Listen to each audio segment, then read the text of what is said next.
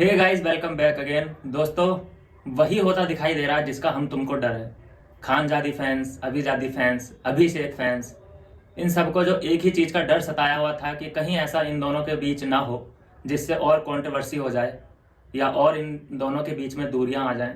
अभी तक ये मिले भी नहीं है और हरकतें ऐसी चालू हो जाती हैं अभिषेक की तरफ से। कई बार तो मैंने भी खुद इग्नोर करने की कोशिश की है कि यार ठीक है, हो गया होगा कुछ, मतलब आ जाता है ना, कभी कभी दिमाग में थॉट्स आ जाते हैं कुछ नेगेटिव तरीके के। लेकिन फिर से हर बार वही चीजें करना, फिर हम झुटला देते हैं कि अरे नहीं यार, अभिजाती तो साथ में है ना। आप भी यही कर रहे हैं कि नहीं, हमें एक साथ देखना है इन दोनों को, तो हमें सब चीजें पॉजिटिव लेनी है।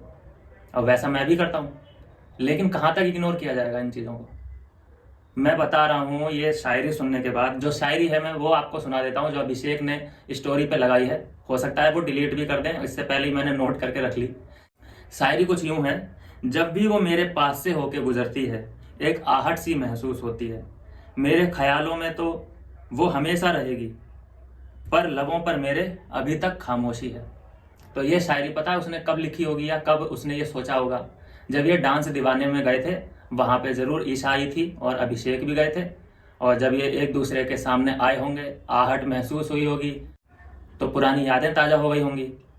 अब क्या है कि बिग बॉस के अंदर थे तो साथ साथ रहते थे, चाहे लड़ते थे झगड़ते थे लेकिन साथ तो रहते थे, तो ये तसल्ली थी अभिषेक कुमार को।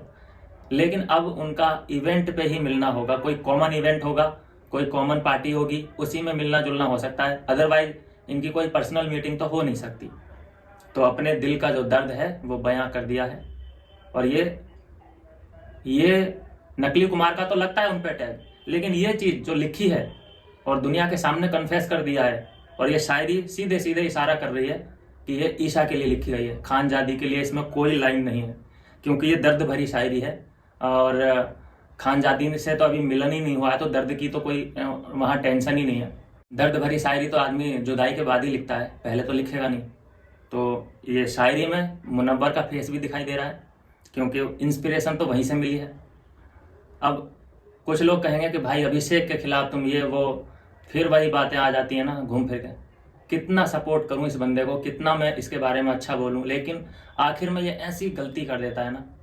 अब देखो ये शायरी लिख के क्या किया, अभिजाती फैंस का दिल तोड़ दिया, कोई कीमत नहीं है।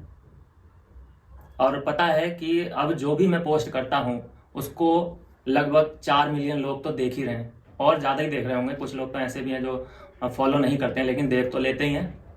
तो सीधी सी बात है, एक पोस्ट उसकी ईशा के कानों तक जरूर जाती होगी। तो ये अच्छा है, मैसेज का जरिया बना लिया है स्टोरी को, और जो दिल की चीज़ें हैं वो यहाँ बयां हो रही हैं। अब ये चीज़ें जब खानजादी को पता चलेंगी, ये वो भी तो देखती होंगी, ऐसा तो नहीं है कि फॉलो नहीं किया है तो नहीं देखती होंगी, तो उन पर क्या बीतती होगी आप अंदाज़ा लगा सकते हैं इस बात से। तो अब इस स्टोरी के आने के बाद आपको भी स्टोरी अलग अलग करनी होगी। आपको देखना पड़ेगा कि कौन है रियल है और कौन है फेक।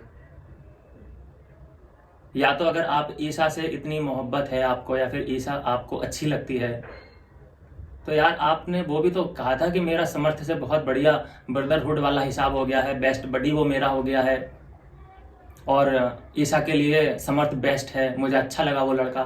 तो वो चीज़ें झूठी थी, या अब जो बताई जा रही हैं कि वो मेरे पास से गुजरी तो आहट महसूस हुई, मेरे लबों पर हमेशा खामोशी रहेगी, उसके लिए मेरे दिल में हमेशा इज्जत बनी रहेगी। तो ये लाइनें लिखने की क्या ज़रूरत है? अगर मान लीजिए आज तो उसकी शादी नहीं हुई है, अगर वो शादीशुदा हो जाए समर्थ के साथ, और उस बीच आप ऐसी शायरियाँ लिखो, है ना, तो समझने वाले तो समझेंगे ना कि कहाँ पे ये शायरियाँ लिखी जा रही हैं। तो उनके रिलेशन, शादीशुदा जिंदगी में आप जहर घोलने का काम कर दोगे। ये चीज़ें कहाँ तक सही है? अभी से फैंस अगर कोई सुन रहा है इस वीडियो को, तो अपनी प्रतिक्रिया मुझे जरूर देना कि ये क्या है, सोच क्या है, इसके पीछे राज क्या है। अगर आप उसको पाना चाहते हो तो भाई खुल्लम अप्रोच करो, खुल्लम खुल्ला अप्रोच करो। आप इंटरव्यू में कहते कुछ और हो और यहाँ पे आपके एक्शन कुछ और दिखाई दे रहे हैं। आप इंटरव्यू में क्या कहते हो, मुझे लड़कीबाजी से दूर रहना है, मुझे ईशा से भाई दूर रहना है, ईशा के बारे में मुझसे कोई बात नहीं करेगा। और जब आप अकेले में जाते हो, अंधेरे में आपने वो शायरी ऑडियो क्लिप डाल दी है, कोई भी उसमें तस्वीर नहीं है, तो मतलब ये हुआ ना, इसका दिखाना आप ये चाहते हो कि जब मैं अकेले होता हूँ शांत कमरे में, अंधेरे में, रजाई के नीचे, तब मुझे सिर्फ और सिर्फ ईशा याद आती है। खानजादी का कहीं से कहीं तक कोई लिंकअप नहीं है। तो ये चीज़ें बहुत ज़्यादा पेनफुल हैं अभिजाती फैंस के लिए। तो आपका जो दिल कहता है आप वो करिए। अगर आप अभिजाती फैंस हैं तो आपको या तो अभिषेक की तरफ जाना पड़ेगा या फिर खानजादी की तरफ, जिससे कि आप इन सब चीज़ों से छुटकारा पा सकते हैं। आप ही बताइए दोस्तों कि अब यहाँ से क्या मैं ये मान लूँ कि इन दोनों के रास्ते अलग हैं? क्या मैं आने वाली वीडियोज़ में इन दोनों को साथ में ना जोड़ने की कोशिश करूँ? मुझे तो नहीं लग रहा है। मैंने हर वीडियो में अभिजाती हैशटैग लगाया है, वो इसी वजह से लगाया है कि मुझे लगने लगा था कि ये ज़रूर मिलेंगे, ऐसा हो नहीं सकता कि ये ना मिलें। लेकिन मुझे आज इस शायरी ने गलत साबित कर दिया। भाई, नकलीपन को पहचानना बड़ा मुश्किल काम होता है। एक्शन में दिखता है कि अब क्या हो रहा है। बोल जो रहा है बंदा, बोलने के ऊपर मत जाइए, वो एक्शन क्या कर रहा है उसके ऊपर हमें ज़्यादा तवज्जो देनी पड़ती है। बोलता वो ये है कि मुझे लड़कीबाजी से दूर रहना है, ईशा से दूर रहना है, मेरे मम्मी पापा मना करते हैं, और एक्शन आप देख लो, शायरियाँ हो रही हैं अंधेरे में बैठ के।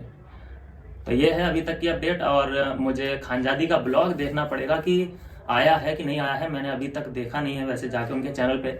और कुछ भी अपडेट आती है खानजादी के बारे में तो मैं वो अपडेट मैं आप तक ज़रूर लेकर आऊँगा। लेकिन अभी तक जो खबर आ रही है कि अभी तक वो असम में ही हैं, उन्होंने फ़्लाइट नहीं पकड़ी है। असम दौरा उनका बहुत बड़ा हो गया है। चलिए, मिलता हूँ नेक्स्ट वीडियो में नई अपडेट के साथ। तब तक चैनल को आप सब्सक्राइब कर लीजिए ऐसे ही न्यू अपडेट्स के लिए। बाय बाय मेरे दोस्त।